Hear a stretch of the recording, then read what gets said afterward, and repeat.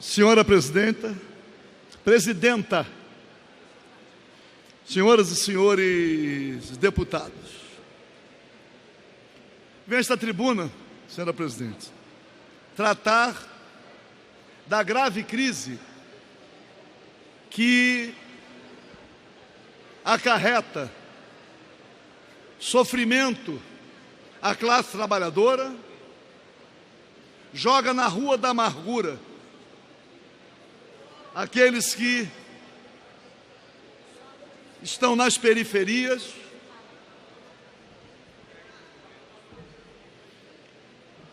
e que ainda causa perplexidade, com um grau razoável de certeza, a parcela majoritária da população. E o tema que mobilizou uma parcela grande da população para a manifestação de domingo último, o tema foi a corrupção. E eu, desta tribuna, num esforço de síntese, me lembro que Getúlio Vargas, que sem nenhuma dúvida tinha um projeto de Brasil soberano para ser socialmente justo, Getúlio Vargas foi levado ao suicídio, e a expressão que ficou também mantida no imaginário popular foi o chamado Mar de Lamas. Os setores conservadores, comprometidos com o modelo liberal, procuraram uma sustentação na sociedade, apelando para denúncias de corrupção. Logo depois, Juscelino Kubitschek, com a construção de Brasília, também enfrentou graves denúncias de desvios de recursos públicos durante o seu governo. A bandeira da moralidade,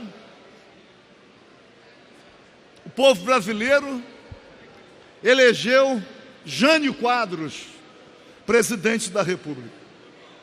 E todos lembram da música Varre, varre, varre, varre, vassourinha. Era varrer, deputado Eliomar Coelho, varrer a corrupção.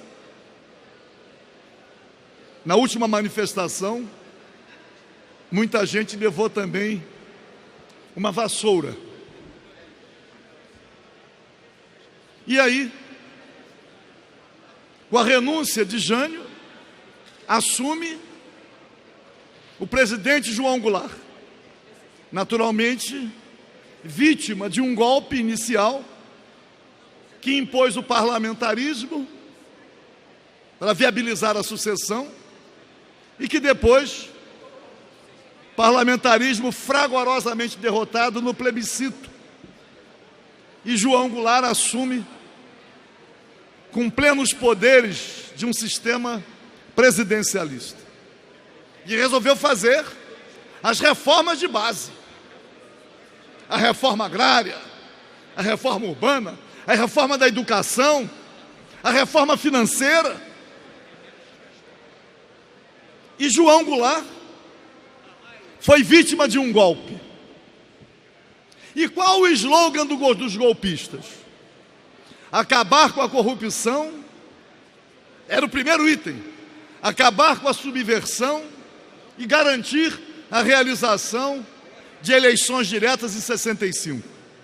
O golpe de 64 mobilizou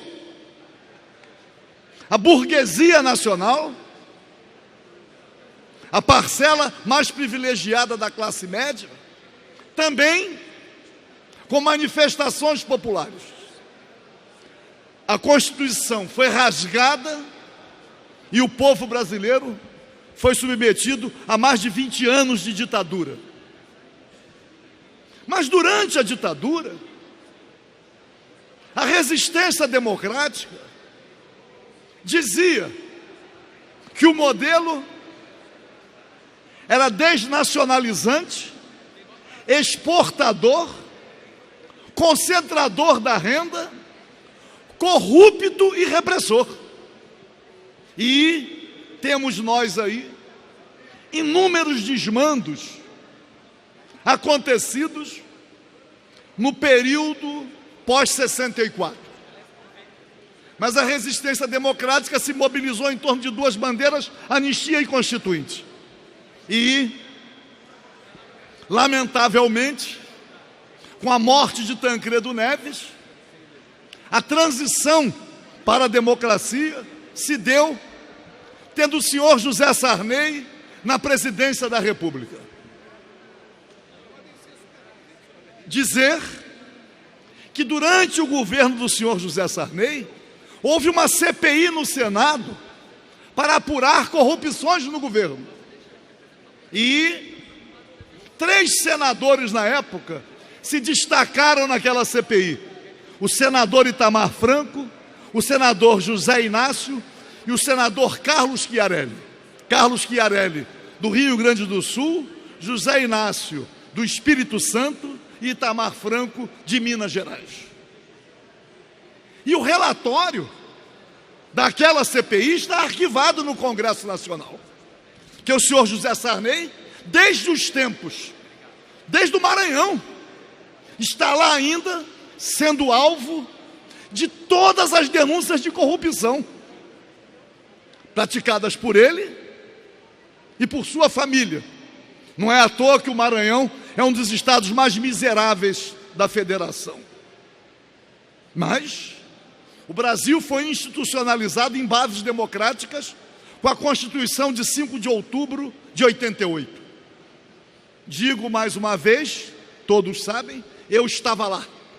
Sou signatário daquela Constituição, com muita honra. Vivi a ilusão constituinte. Mas José Sarney corrompeu constituintes para conseguir mais um ano de mandato. 5 anos para Sarney. Distribuiu canais de rádio e televisão. Foi uma orgia no Congresso Constituinte.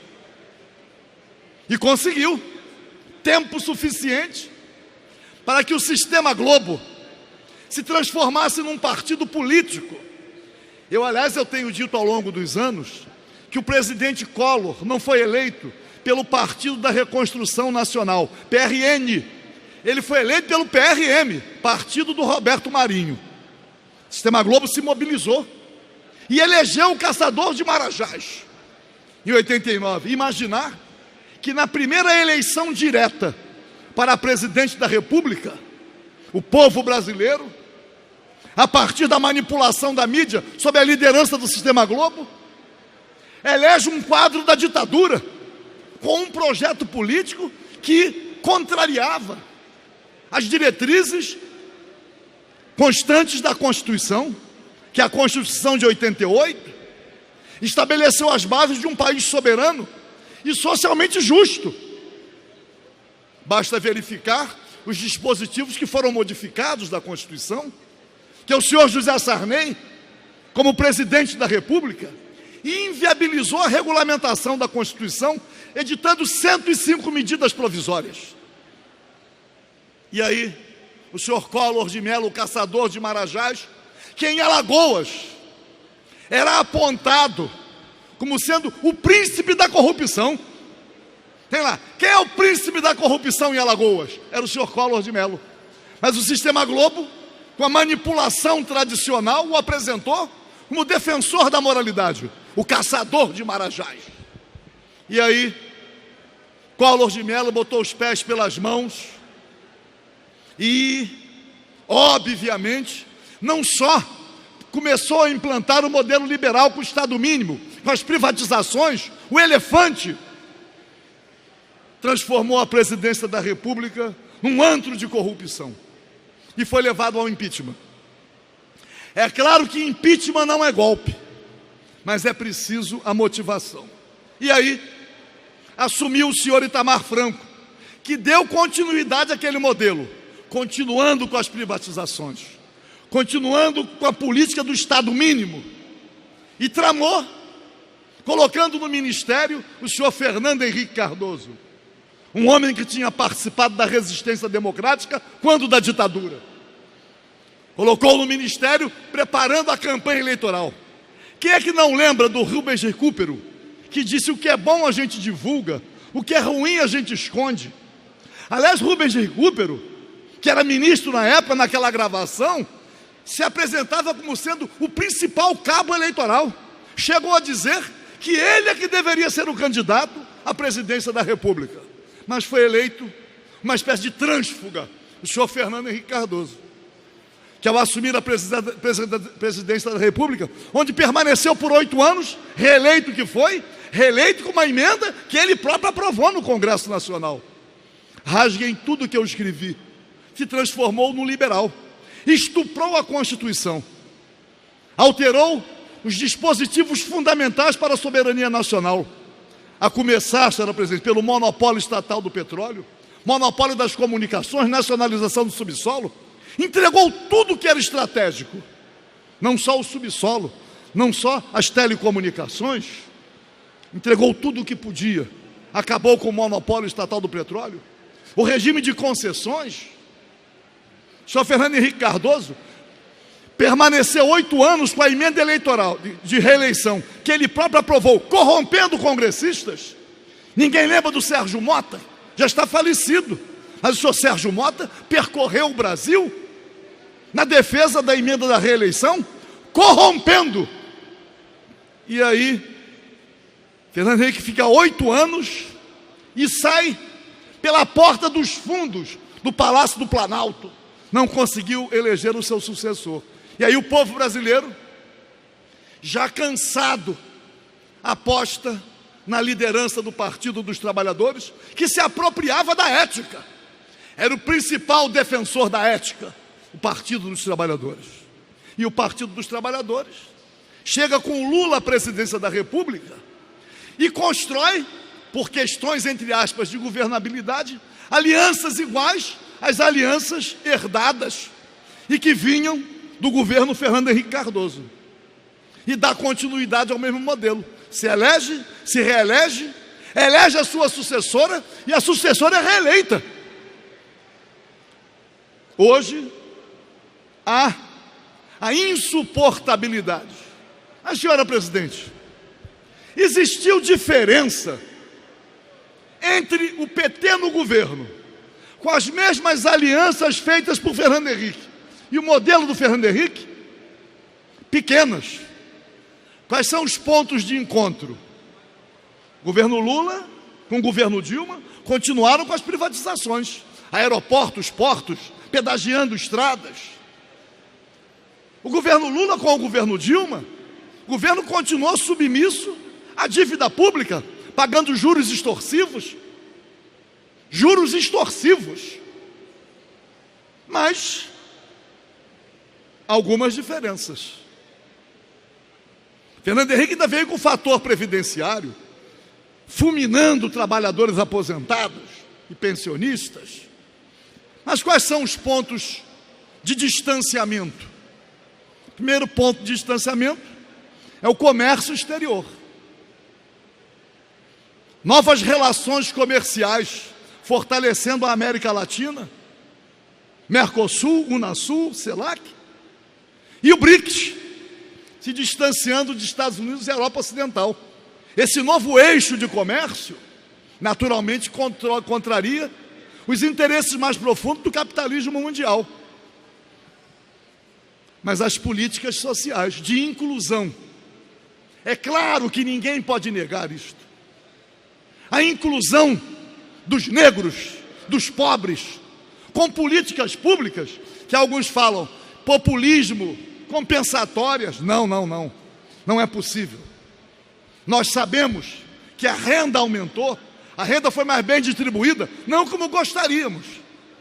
Lula não fez reforma agrária, nem Dilma, não enfrentou o capital financeiro, não enfrentou os credores da dívida. E aí, a bem da verdade, abriu mão da bandeira da ética. O governo Fernando Henrique, basta verificar o preço da Vale do Rio Doce, mas o governo do PT passou a ser muito mais odiado, porque ele próprio ficou credenciado junto ao povo brasileiro através da bandeira da ética. E hoje, senhora presidente, para terminar o meu pronunciamento, caminhamos para 16 anos da liderança do PT na condução dos destinos do país. E vivemos esse quadro de crise, uma crise profunda, mas que não pode fazer com que nós percamos a percepção de que é preciso preservar o Estado democrático e de direito, que é preciso respeitar o mandato conquistado nas urnas. Uma manifestação popular, por mais expressiva que seja, não pode ser um motivo para a derrubada de uma presidente. Existe crime de responsabilidade praticado pela presidência da República, recursos para a campanha eleitoral, doação para partidos políticos. Afinal de contas, as mesmas empreiteiras que se apropriaram do Estado através das privatizações, a partir de Collor, Itamar, Fernando Henrique, Lula e agora Dilma, essas empreiteiras contribuíram para todos os partidos. Alguém está cobrando do ministro Gilmar Mendes o pedido de vistas no Supremo Tribunal Federal, quando a Ordem dos Advogados do Brasil ajuizou uma ação afirmando que contribuição de pessoa jurídica era inconstitucional. A tese da OAB já estava vitoriosa no Supremo Tribunal Federal, quando em abril de 2014, antes da eleição, o ministro Gilmar Mendes pediu vistas. E ficou com ela, ficou com o processo, nunca foi cobrado devidamente. E as eleições de 2014, eleições gerais, aconteceram também com o patrocínio das empreiteiras, contribuindo não só para as campanhas petistas, mas principalmente para as campanhas de todos os partidos coligados e da oposição. Eu vejo parlamentares do PP, Partido Progressista, pregando moralidade, mas o Partido Progressista é um dos partidos mais aquinhoados com a persecução penal, junto com o PMDB, com o PT e outros mais. E aí, senhora presidente, a manifestação de domingo foi uma manifestação expressiva, mas a Preta Gil disse uma coisa interessante, quase que foi uma manifestação de brancos, deputado Eliomar Coelho. Não havia quase negros, deputada Tia Ju. Aquele episódio da empregada doméstica reflete que foi uma manifestação da classe média com a alta burguesia, golpista, pretendendo o quê? O impeachment da presidente, mas é preciso cumprir a Constituição. Eu não fui à passeata, mas fiquei movido pela curiosidade. E fui pelo menos observar. E vi, senhora presidente, ouvi, sou testemunha de um diálogo entre um casal e seu filho. O garoto devia ter uns 12, 13 anos, pela aparência, iniciando a sua adolescência. E o garoto fala para o pai: mas pai, qual a facção então que vai assumir a presidência da República? Qual a facção? Chegamos a um ponto em que os partidos políticos, de um modo geral, com exceção, com poucas exceções, os partidos políticos se deixaram degradar de tal forma que um adolescente confunde com facção criminosa. facção criminosa. Qual que vai assumir então? Mas é preciso, com muita serenidade, entender primeiro. Vou encerrar, senhora. Entender primeiro. Impeachment exige a prática do crime de responsabilidade. O Tribunal de Contas da União, ao reprovar as contas da Presidente da República, o Tribunal de Contas não decide. O Tribunal de Contas é um órgão auxiliar do Poder Legislativo. A matéria ainda não foi votada no Congresso Nacional. O parecer do Tribunal de Contas está no Congresso Nacional para ser votado. Alegaram para reprovação pedaladas fiscais. Uma análise serena de contas anteriores, de presidentes da República de partidos que estão hoje na oposição, a análise serena nos faz constatar que as chamadas pedaladas foram praticadas também pelos outros. Pedaladas fiscais, mas dizer que ainda há necessidade de o Congresso Nacional se manifestar. De qualquer maneira, senhora presidente, deputado, por mais expressiva que alguém possa considerar ter sido a manifestação de domingo, uma manifestação popular não pode rasgar a Constituição. Os pressupostos para o impeachment têm que ser concretizados. A bem da verdade, é preciso que o povo brasileiro tenha tempo para refletir e tenha tempo de ver a construção de uma outra alternativa para o país, não com as facções identificadas pelo adolescente a que me referi. Não, mas que possamos construir uma alternativa para o Brasil, preservando a Constituição, preservando a legalidade, e que possamos ter uma corrente política longe dessas facções, um partido político que possa verdadeiramente representar a alternativa desejada, esperada pelo povo brasileiro. É preciso refletir, porque quem imagina que vai participar de um golpe agora, pode ser vítima dele amanhã. Isto aconteceu em 64, deputado Eliomar Coelho, quando Carlos Lacerda, Juscelino Kubitschek e Adhemar de Barros apoiaram o golpe e depois foram caçados na ditadura. Vamos preservar a legalidade, vamos preservar a transição, respeitando o período eleitoral. Uma presidente eleita para governar 4 anos. Vamos pressionar, vamos reivindicar, vamos denunciar, vamos pedir a punição de todos os corruptos, que as investigações sejam aprofundadas, que não sejam seletivas, que todos, desde todas as épocas, inclusive o período FHC, todos sejam igualmente investigados, todos sejam igualmente punidos, todos sejam alcançados pela força da lei, mas que possamos, senhora presidente, respeitar a construção lenta, difícil, a luta do povo brasileiro para afirmar a verdadeira democracia. Muito obrigado.